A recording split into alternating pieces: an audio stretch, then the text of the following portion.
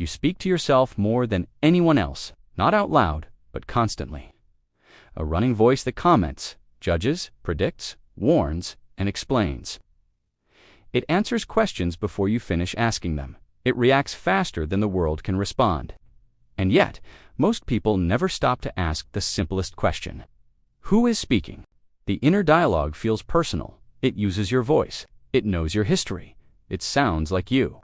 Because of that familiarity, it earns trust automatically. You rarely question its accuracy. You assume it is rational, helpful, and aligned with your best interest. But familiarity is not the same as truth. The speed of this voice is what makes it convincing. It responds instantly. No pause, no hesitation. One thought triggers another without effort. This speed creates the illusion of intelligence. In reality, speed often comes from habit. The inner dialogue is not thinking, it is recalling. Much of what you hear internally is learned, phrases absorbed from parents, teachers, culture, and past experiences. Warnings once meant to keep you safe. Judgments once used to gain approval. These messages were repeated so often they became automatic. Over time, they stopped sounding external. They became you. Psychology describes this voice as a collection of internalized parts. Some protective, some critical, some anxious. None of them are inherently wrong.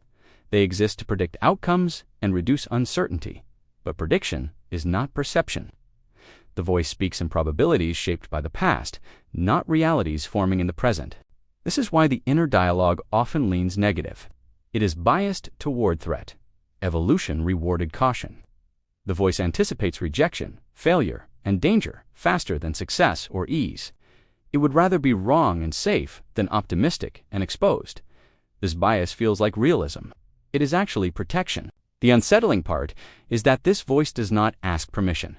It narrates automatically. It labels experiences before you feel them fully. It tells you what something means before you explore it. Over time, you begin living inside commentary instead of experience. You react to interpretations, not events. Who, then, is listening? There is a quieter presence beneath the dialogue.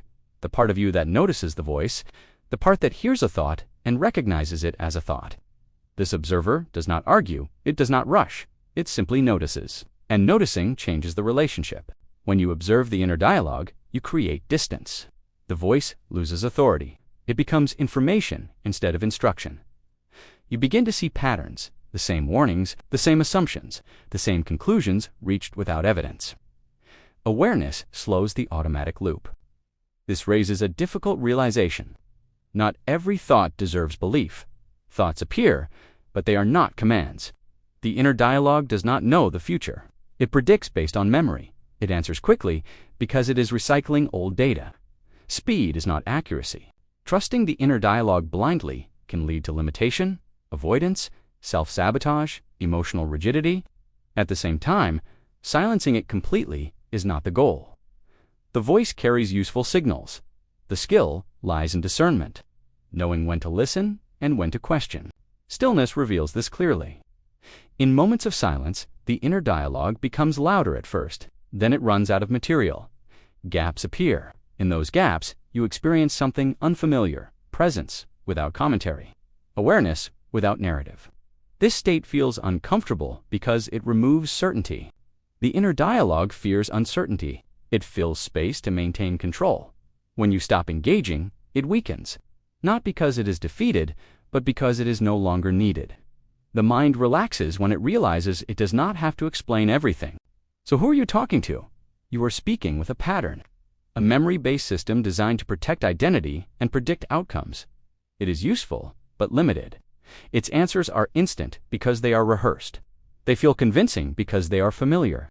The deeper question is not whether the inner dialogue is trustworthy, it is whether you know when you are listening to it. Freedom begins when you recognize the voice without obeying it. When you hear a thought and ask whether it reflects the present moment or the past repeating itself, you are not the voice. You are the awareness that hears it, and in that distinction lies choice.